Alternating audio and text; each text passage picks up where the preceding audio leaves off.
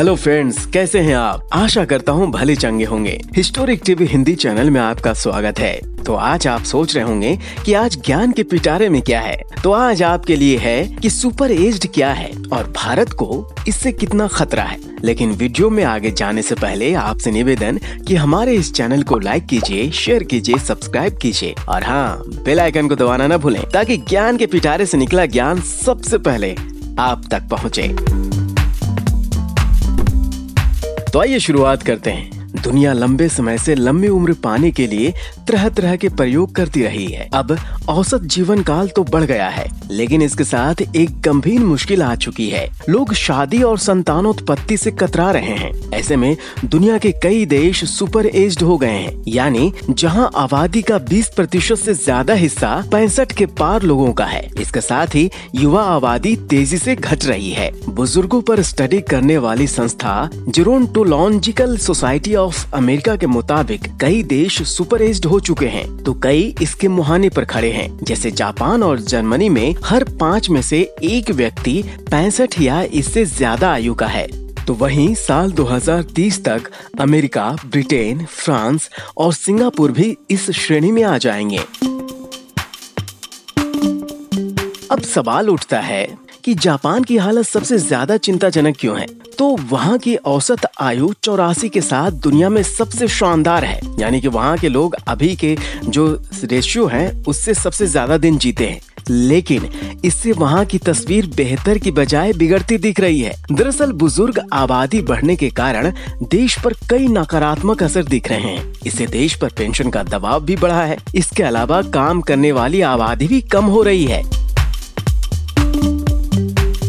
Expert इस देश को डेमोग्राफिक टाइम बम पर बैठा मान रहे हैं। बिजनेस इनसाइट की एक रिपोर्ट के मुताबिक अगर जोड़ों ने संतान जन्म पर ध्यान नहीं दिया तो अगले 20 सालों में यहाँ की 35% आबादी 80 से ज्यादा आयु वाले लोगों की होगी। वहीं अगले 5 ही साल में यानी 2025 तक जापान का हर 3 में से एक इंसान 65 साल की उम्र से ज्यादा का होगा। यहाँ की 21% आबादी की उम्र 65 या इससे ज्यादा है। यह आंकड़ा साल 2019 का है। इसके साथ ही युवा आबादी तेजी से घट रही है। लगभग 15 से 64 साल के लोगों की संख्या साल 2005 से 2015 के बीच लगभग 3% घटी, लेकिन अब ये प्रतिशत ऊपर जा रहा है। अनुमान है कि साल 2050 तक ये युवाओं में कमी का प्रतिशत लगभग 23% चला जाएगा।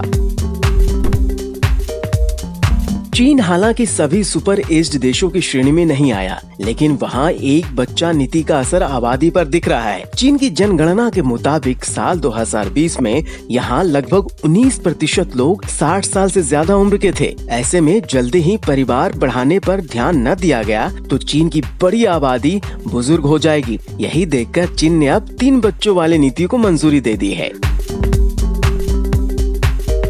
तो अब सिंगापुर की बात करते हैं। तो केवल 3 ही दशक में ये देश युवा मुल्क से सीधे उम्र दराज लोगों के देश में बदल गया है। साल 1999 में यहाँ केवल 7% लोग 65 साल से ऊपर की आयु के थे, लेकिन 2020 तक ये आबादी सीधे 20% हो जाएगी, यानी सिंगापुर भी सुपर एज्ड देशों में शामिल होगा।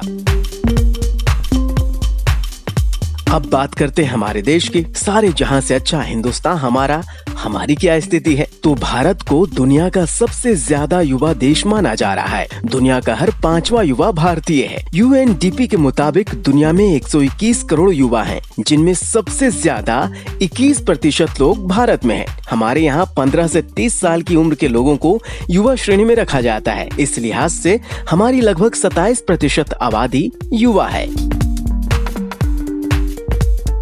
इधर सुपर एज्ड आबादी के खतरों से घबराकर देशों ने अपने यहाँ जनसंख्या बढ़ाने पर फोकस किया है। इस इंसेंटिव को बेबी बोनस कहा जाता है। जैसे जापान सरकार ने 35 साल की उम्र के कपल के शादी करने पर उनके लिए 4,25,000 रुपए इंसेंटिव देने का ऐलान किया है। कुछ शर्तें भी हैं, जैसे शादी करने वाले जोड़े की उम्र 40 साल से ज्यादा नहीं होनी चाहिए और उनकी सालाना आय 33 लाख रुपए से ज्यादा नहीं हो।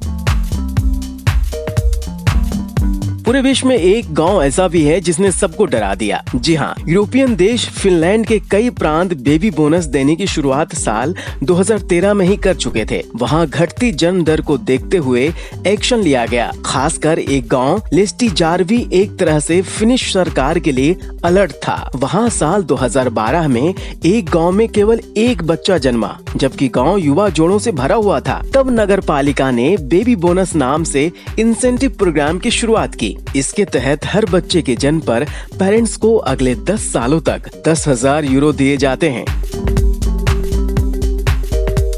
अब बाल्टिक देश की बात कर लेते हैं। तो बाल्टिक देश एस्टोनिया ने भी बड़ी पहल की है। ये पहले सोवियत संघ का हिस्सा हुआ करता था। साल 1991 में ये रूस से अलग हुआ। इस दौरान कई आर्थिक सामाजिक बदलाव हुए। इसका नतीजा वहाँ की जन्म दर पर हुआ। एस्टोनिया में जन्म दर तेजी से घटी है। इसे रोकने के लिए अब वहाँ बच्चे के जन्म के 1.5 साल तक पूरी तनख्वाह के साथ छुट्टी दी जाती है। साथ ही सरकार 3 या ज्यादा बच्चों वाले परिवारों को इनाम देती है। उन्हें हर महीने 300 यूरो का मासिक बोनस मिलता है। भाई वाह, अगर इंडिया में ऐसा हो जाए तो पता चले कि हम लोग दूसरे दिन ही चाइना को पीछे छोड़ चुके हैं।